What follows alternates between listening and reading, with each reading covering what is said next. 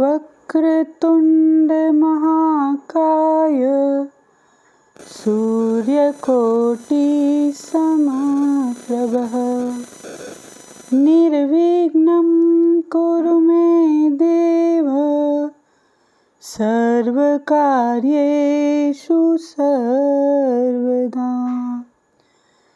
जिनका मुँह घुमावदार है, जिनका शरीर विशाल है, जो अपने भक्तजनों के पाप को तुरंत हर लेते हैं, जो करोड़ों सूर्य के समान तेजस्वी है, जो ज्ञान का प्रकाश चारों ओर फैला सकते हैं, जो सभी कार्यों में होने वाली बाधाओं को दूर कर सकते हैं, उन प्रभु को आप मेरे सभी कार्यों की बाधाओं को शीघ्र दूर करें। वे प्रभु मेरे ऊपर कृपा दृष्टि सदैव बनाए रखे।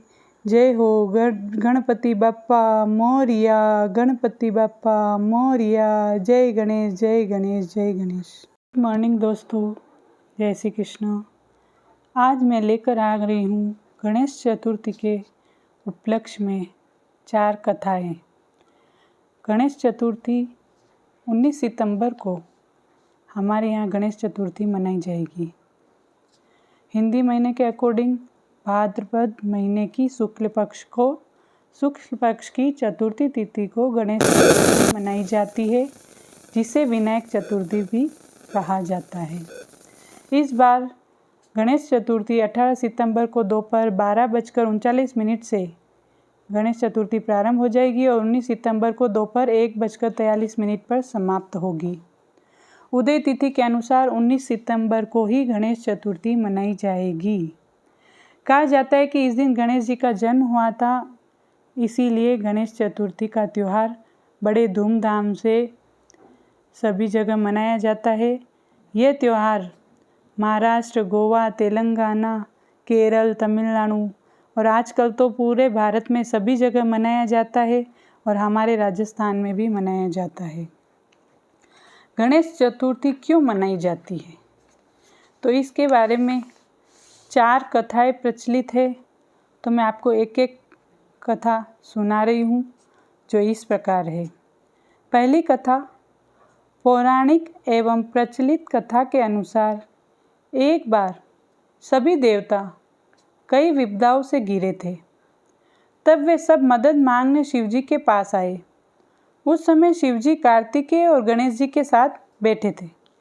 देवताओं की बात सुनकर शिवजी ने कार्तिकेय व गणेश जी से पूछा कि तुम में से कौन देवताओं के कष्टों का निवारण कर सकता है। तब कार्तिकेय व गणेश जी दोनों ने ही स्वयं को इस कार्य के लिए सक्षम बताया। इस पर भगवान शिव ने दोनों की परीक्षा लेते हुए कहा कि तुम दोनों में से जो सबसे पहले पृथ्वी की परिक्रमा करके आएगा, वही देवताओं की मदद करने जाएगा। भगवान शिव के मुख से यह वचन सुनते ही कार्तिकेय अपने वाहन मोर पर बैठकर पृथ्वी की परिक्रमा के लिए निकल गए। परंतु गणेश जी सोच में पड़ गए कि वह चूहे के ऊपर चढ़कर सारी पृथ्वी की परिक्रमा कैसे करेंगे। तो इस कार्य में अगर मैं चूहे के ऊपर बैठकर परिक्रमा करूंगा तो इस कार्य में मुझे बहुत समय लगेगा। तभी उन्हें एक उपाय सूझा। गणेश जी अपने स्थान से उठे और अपने माता पिता की चारों ओर घूमकर 7 परिक्रमा करके वे वापस बैठ गए। परिक्रमा करके लौटने पर कार्तिकेय स्वयं को विजेता बताने लगे। तब शिवजी ने श्री गणेश जी से पृथ्वी की परिक्रमा ना करने का कारण पूछा। तब गणेश जी ने कहा, माता पिता के चरणों में ही समस्त लोक है। यह सुनकर भगवान शिव ने गणेश जी को देवताओं के संकट दूर करने की आज्ञा दी। इस प्रकार शिवजी ने गणेश जी को आशीर्वाद दिया कि चतुर्थी के दिन जो तुम्हारा पूजन करेगा और रात्रि में चंद्रमा को अर्घ्य देगा, उसके तीनों ताप दैहिक, दैविक और भौतिक दूर होंगे और उसे जीवन के भौतिक सुखों की प्राप्ति होगी। चारों तरफ से मनुष्य की सुख समृद्धि बढ़ेगी। पुत्र पौत्रादि धन ऐश्वर्य की कभी कमी नहीं रहेगी। इस प्रकार कहकर यह कथा संपूर्ण होती है।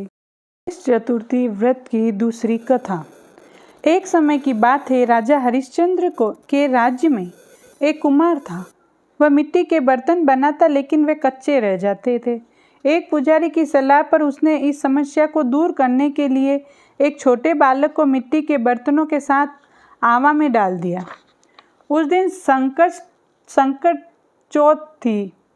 उस बच्चे की माँ अपने बेटे के लिए परेशान थी। उसने गणेश जी से बेटे की कुशलता की प्रार्थना की। दूसरे दिन जब कुमार ने सुबह उठकर देखा तो आवा में उसके बर्तन तो पक गए थे, लेकिन बच्चे का बाल भी बाका नहीं हुआ था। वह डर गया और राजा के दरबार में जाकर सारी घटना बताई।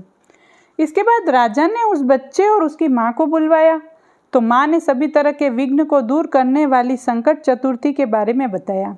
इस घटना के बाद से महिलाएं संतान और परिवार के सौभाग्य के लिए संकट चौथ का व्रत करने लगी। तो इस प्रकार यह कथा संकट चौथ के ऊपर कही जाती है। गणेश जी की कथा तीसरी। एक समय की बात है कि विष्णु भगवान का विवाह लक्ष्मी जी के साथ निश्चित हो गया। विवाह की तैयारी होने लगी। सभी देवताओं को निमंत्रण भेजे गए, परंतु गणेश जी को निमंत्रण देना भूल गए। अब भगवान विष्णु की बारात जाने का समय आ गया। सभी देवता अपनी पत्नियों के साथ विवाह समारोह में आए। उन सबने देखा कि गणेश जी कहीं दिखाई नहीं दे रहे। तब वे आपस में चर्चा करने लगे कि क्या गणेश जी को न्योता नहीं दिया गया या स्वयं गणेश जी ही नहीं आए हैं। सभी को इस बात का आश्चर्य होने लगा। तभी सभी ने विचार किया कि विष्णु भगवान से इसका कारण पूछा जाना चाहिए। विष्णु भगवान से पूछने पर उन्होंने कहा कि हमने गणेश जी के पिताजी भोलेनाथ महादेव को न्योता भेजा है।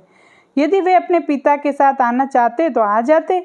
अलग से न्योता देने की कोई आवश्यकता भी नहीं थी। हम भी देखते हैं ना, हमारे घरों में पिताजी के नाम से ही कुमकुम पत्रिका अर्थात शादी के कार्ड आते हैं। दूसरी बात यह है कि उनको सवा मन मूंग, सवा मन चावल, सवा मन घी और सवा मन लड्डू का भोग दिन भर लगता है। तो दिन भर इतना सारा भोजन चाहिए। यदि गणेश जी नहीं आएंगे तो कोई बात नहीं, दूसरों के घर जाकर इतना खाना पीना भी अच्छा नहीं है। इतनी बात कह रहे थे कि किसी ने सुझाव दिया, यदि गणेश जी आ भी जाए तो उनको द्वारपाल बनाकर बैठा देंगे कि आप घर का ध्यान रखना। आप तो चूहे पर बैठकर चलोगे तो धीरे धीरे चलोगे तो बारात से बहुत पीछे रह जाओगे। यह सुझाव भी सबको पसंद आ गया, तो विष्णु भगवान ने भी अपनी सहमति दे दी। होना क्या था कि इतने में गणेश जी वहाँ पहुँचे और उन्हें समझा बुझाकर घर की रखवाली करने बैठा दिया। बारात चल दी। तब नारद जी ने देखा कि गणेश जी तो दरवाजे पर ही बैठे हुए हैं, तो वे गणेश जी के पास गए और रुकने का कारण पूछा। गणेश जी ने कहा कि विष्णु भगवान ने मेरा बहुत अपमान किया है। नारद जी ने कहा कि आप अपनी मूषक सेना को आगे भेज दो तो वो रास्ता खोद देगी, जिससे उनके वाहन धरती में धंस जाएंगे। तब आपको सम्मानपूर्वक बुलाना पड़ेगा। अब तो गणेश जी ने अपनी मूषक सेना भेज दी और सेना ने जमीन भी पोली कर दी। जब बारात वहाँ से निकली तो रथों के पहिए धरती में धंस गए। लाख कोशिश करने पर भी पहिए निकले नहीं। सभी ने अपने अपने उपाय किए, परंतु पहिए तो नहीं निकले, बल्कि जगह जगह से टूट गए। किसी की समझ में नहीं आ रहा था कि अब क्या किया जाए। तब तो नारद जी ने कहा, अब लोगों ने गणेश जी का अपमान करके अच्छा नहीं किया। यदि उन्हें मना कर लाया जाए तो आपका कार्य सिद्ध हो सकता है और ये संकट टल सकता है। शंकर भगवान ने अपने दूत नंदी को भेजा और वे गणेश जी को लेकर आए। गणेश जी का आदर सम्मान के साथ पूजन किया।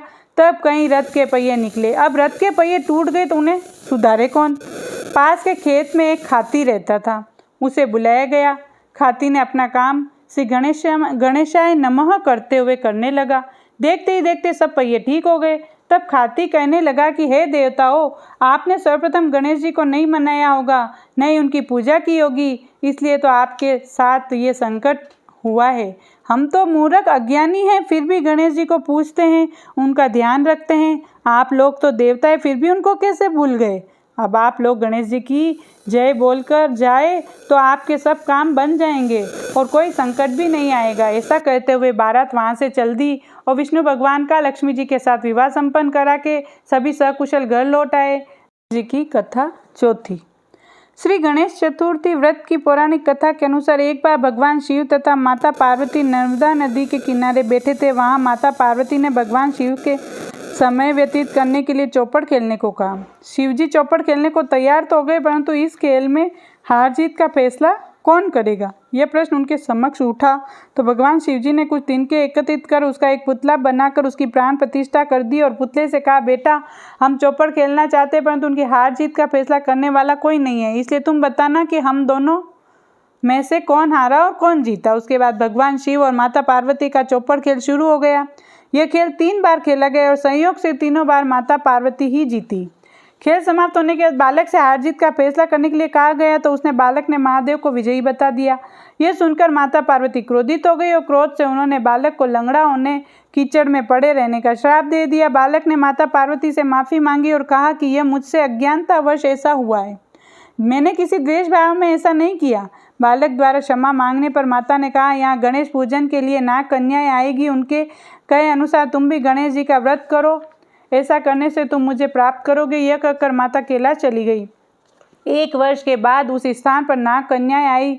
तब नाग कन्याओं से गणेश जी के व्रत की विधि मालूम करने पर उस बालक ने 21 दिन तक लगातार गणेश जी का व्रत किया। उसकी श्रद्धा से गणेश जी प्रसन्न हुए और उन्होंने बालक को मनोवांछित फल मांगने के लिए कहा। उस पर उस बालक ने कहा, हे विनायक, मुझ में इतनी शक्ति दीजिए कि मैं अपने पैरों से चलकर अपने माता पिता के साथ कैलाश पर्वत पर पहुंच सकूं और ये देखकर वे बहुत प्रसन्न हो जाए। तब बालक को वरदान देकर गणेश जी अंतर्ध्यान हो गए। इसके बाद वह बालक कैलाश पर्वत पर पहुंच गया और कैलाश पर्वत पर पहुंचने की अपनी कथा उसने भगवान शिव को भी सुनाई। चौपड़ वाले दिन से माता पार्वती भी शिव जी से रुष्ट हो गई थी, तो भगवान शिव ने भी बालक के बताए अनुसार 21 दिनों तक श्री गणेश जी का व्रत किया। इस व्रत के प्रभाव से माता पार्वती के मन से भगवान शिव के लिए जो नाराजगी थी वह समाप्त हो गई। तब यह व्रत विधि भगवान शंकर ने माता पार्वती को बताई। यह सुनकर माता पार्वती के मन में भी अपने पुत्र कार्तिकेय से मिलने की इच्छा जागृत हुई। तब माता पार्वती ने भी 21 दिन तक श्री गणेश जी का व्रत किया तथा दूर्वा फूल और लड्डुओं से गणेश जी का पूजन अर्चन किया। व्रत के 21वें दिन कार्तिकेय स्वयं माता पार्वती से मिलने आ गए। उस दिन से श्री गणेश चतुर्थी का यह व्रत समस्त मनोकामनाओं की पूर्ति करने वाला व्रत माना जाता है। अंत में मैं यही कहना चाहूँगी, श्री गणेशाय नमः। संकष्टी गणेश चतुर्थी व्रत करने से घर परिवार में आ रही विपदा दूर होती है, कई दिनों से रुके मांगलिक कार्य संपन्न होते हैं तथा भगवान श्री गणेश असीम सुखों की प्राप्ति कराते हैं। माह की किसी भी चतुर्थी के दिन भगवान श्री गणेश जी की पूजा के दौरान संकष्टी गणेश चतुर्थी व्रत की कथा पढ़ना अथवा सुनना जरूरी होता है। अतः आप सभी से पुनः रिक्वेस्ट है कि इस चैनल को ज़्यादा से ज़्यादा सब्सक्राइब करें, लाइक करें, शेयर करें और अपने कमेंट देकर गाइड भी करें। धन्यवाद। जय श्री कृष्ण।